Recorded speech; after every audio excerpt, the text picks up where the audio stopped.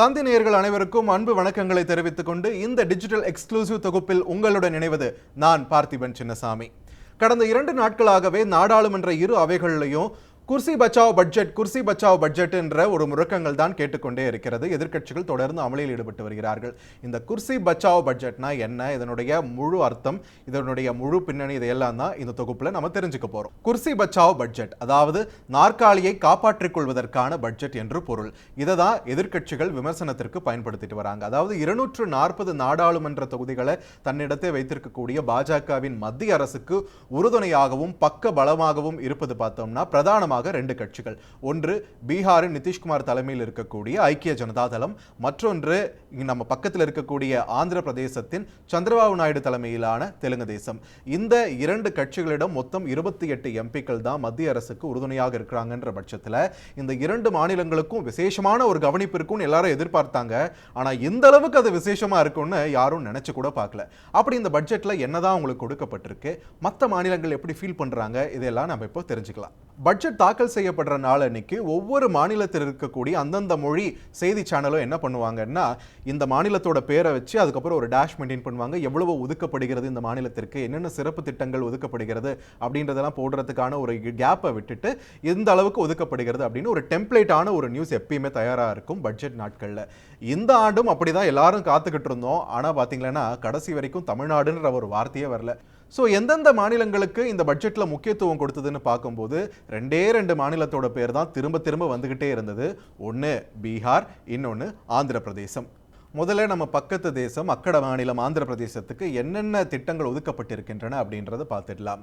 ஆந்திர பிரதேசத்தை பொறுத்த வரைக்கும் கடந்த சில வருடங்களாகவே what is the capital of Andhra பிரதேஷ்னு ஜிகே புக்கில் கேட்டால் அதுக்கு சரியான பதில் சொல்ல முடியாத அளவுக்கு ஒரு குழப்பமான நிலை நீடித்து வந்தது. அதுக்கு காரணம் ஆந்திர பிரதேஷ் ரீஆர்கனைசேஷன் ஆக்ட். ஆந்திராவும் தெலுங்கானாவும் பிரிக்கப்பட்ட போது கடந்த 2014ஆம் ஆண்டில் போடப்பட்ட இந்த சட்டத்தின்படி ஹைதராபாத் தான் இந்த 2 மாநிலங்களுக்கும் பொதுவான தலைநகராக 10 வருடங்களுக்கு இருக்கும். இந்த 2024 ஜூன் 2ஆம் தேதி வரைக்கும் அதுதான் நிலவரம், பொதுவான கேபிட்டல் ஹைதராபாத் அப்படின்னு. ஆனாலுமே புதிய தலைநகரை நிர்மாணிக்க வேண்டும் அப்படின்ட்டு பாதிலேயே சந்திரபாபு நாயுடு முடிவு பண்ணிட்டார். அதுக்காக பெரிய அளவில் நிலங்கள் கையகப்படுத்தப்பட்டு பல்லாயிரக்கணக்கான கோடி ரூபாய் செலவிடப்பட்டு அமராவதி என்ற ஒரு உலக தரத்திலான தலைநகரை உருவாக்குவதற்கான பணிகளில் இறங்கினார் சந்திரபாபு நாயுடு. ஆனால் பார்த்தீங்கன்னா ஆட்சி மாற்றம் நிகழ்ந்தது. ஆட்சி மாற்றம் நிகழ்ந்து முதல்வராக பொறுப்பேற்றுக் கொண்ட YS ஜெகன்மோகன் ரெட்டி அமராவதியை அந்தரத்தில் விட்டுட்டு நாங்கள் விஜயவாடா, விசாகப்பட்டினம் இந்த மாதிரி புது தலைநகரை நோக்கி போக போறோம் அப்படின்ட்டு சொல்லிட்டு போயிட்டாரு. இந்த அமராவதி ஒரு கோஸ்ட் டவுனா மாறிடுச்சு இந்த இடைப்பட்ட காலத்துல.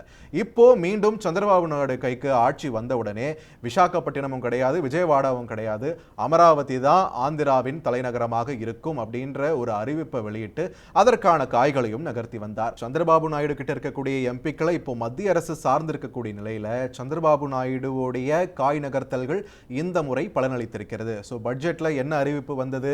ஆந்திராவின் புதிய தலைநகர் அமராவதி தான் என்று உறுதியாக்கப்பட்டிருக்கிறது. அமராவதியுடைய நிர்மாணத்திற்கும் கட்டுமான பணிகளுக்கும் 15,000 கோடி ரூபாய் பட்ஜெட்டில் ஒதுக்கப்பட்டது. ஸோ ஒரு புதிய கேபிட்டல் சிட்டியை உருவாக்கணுன்ற சந்திரபாபு நாயுடுடைய நீண்ட நாள் கனவுக்கு கை கொடுத்திருக்கிறது மத்திய அரசு. ஸோ அமராவதி மட்டும்தான் இவங்களுக்கான ஸ்பெஷல் திட்டமானு கேட்டால் கிடையாது. அமராவதியையும் தாண்டி பல அறிவிப்புகள் வந்திருக்கின்றன. போலவரம் பாசன வாய்க்கால் திட்டத்திற்காக சிறப்பு நிதி ஒதுக்கப்படும் என்றும் வாக்குறுதியானது அளிக்கப்பட்டிருக்கிறது. அது மட்டும் இல்லாமல் விசாகப்பட்டினம் சென்னை இடையேயான இந்த தொழில்துறை வழித்தடம் இருக்கு இல்லையா, இந்த காரிடார் இருக்கு இல்லையா, இதில் கொப்பர்த்தி என்ற ஒரு இடத்துல தொழில் முனையம் அமைக்கப்படும் என்ற ஒரு அறிவிப்பையும் வெளியிட்டிருக்கிறார் நிர்மலா சீதாராமன். ஏற்கனவே சந்திரபாபு நாயுடுவோட திட்டம் என்னன்னு பார்த்தீங்கன்னா, சென்னையை ஒட்டியிருக்கக்கூடிய நெல்லூர் மாதிரியான பகுதியில் இதனை சார்ந்து தொழில் வளத்தை அதிகரிக்க வேண்டும், தொழில்துறை முதலீடுகளை ஈர்க்க வேண்டும் அப்படின்ற ஒரு திட்டத்தில் தான் இருந்தார். இப்போ இந்த கொப்பர்த்தி தொழில் முனையமும் அமைக்கப்படும் என்று மத்திய அரசு அறிவித்திருக்கக்கூடிய நிலையில சந்திரபாபு நாயுடுவுடைய ஒரு மாஸ்டர் பிளானுக்கு கை கொடுத்திருக்கிறது மத்திய அரசு. இது தமிழகத்தில் வரக்கூடிய முதலீடுகளை எந்த அளவுக்கு பாதிக்குமா பாதிக்காதா என்பதையெல்லாம் நம்ம வரும் நாட்களில் தான் தெரிஞ்சுக்க போறோம். ஆனா சந்திரபாபு நாயுடு இந்த மாதிரியான முதலீடுகளை ஈர்ப்பதில் எந்த அளவுக்கு கில்லாடி என்பது ஹைதராபாத்ல போய் சைபர் சிட்டி எந்த அளவுக்கு வளர்ந்திருக்குன்னு பார்த்தா நம்ம எல்லாருக்குமே புரியும். தலைநகரை உருவாக்க இவ்வளோ பணம், சிறப்பு நிதி ஒதுக்கீடு இதெல்லாம் தாண்டி ஆந்திர பிரதேசத்தின் 3 மாவட்டங்கள் பின்தங்கிய மாவட்டங்களாக அறிவிக்கப்பட்டு அவற்றிற்கான ஸ்பெஷல் பேக்கேஜஸ், அந்த சிறப்பு நிதியும் ஒதுக்கப்படும் என்றும் அறிவித்திருக்கிறார் நிர்மலா சீதாராமன்.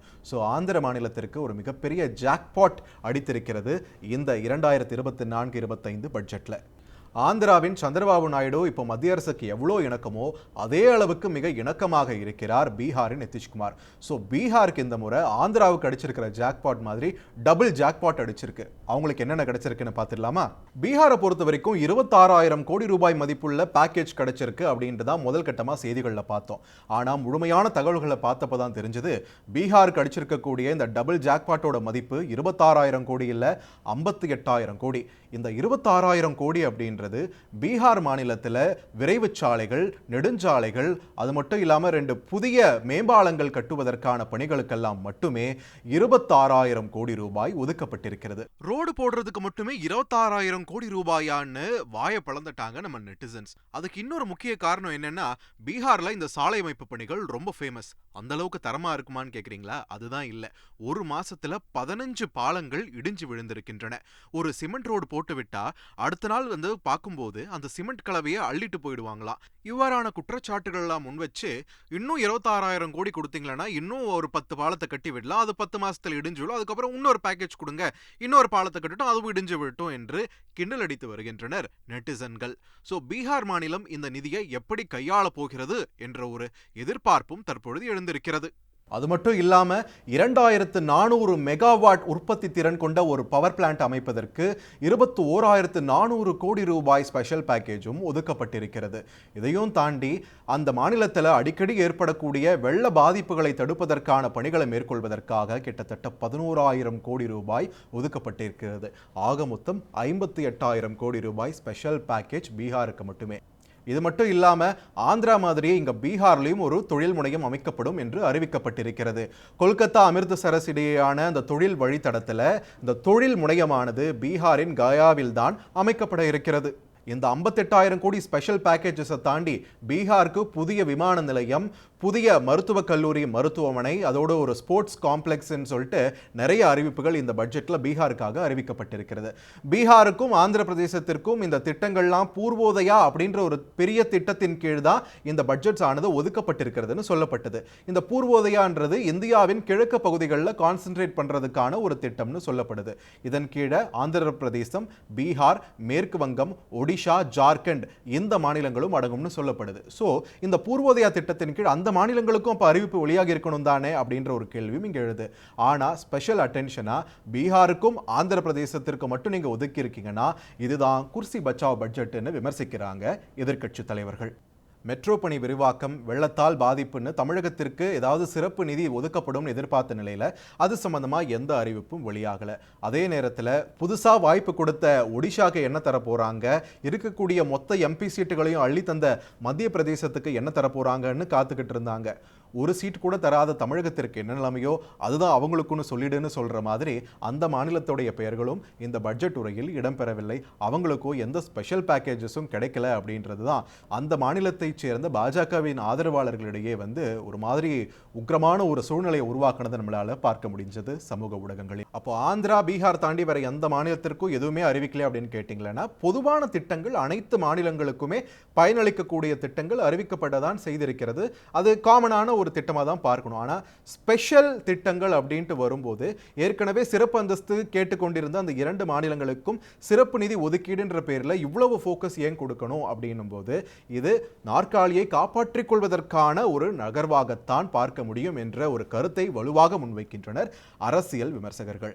இந்த குர்சி பச்சாவ் பட்ஜெட் என்ற விமர்சனத்திற்கு அரசு என்ன செய்ய போகிறது, வரும் நாட்களில் இந்த 2 மாநிலங்களை தாண்டி மற்ற மாநிலங்களுக்கும் தேவைப்படக்கூடிய அந்த எக்ஸ்ட்ரா அட்டென்ஷன் கிடைக்குமா கிடைக்காதா என்பதையெல்லாம் நாம் பொறுத்திருந்து பார்க்கலாம்.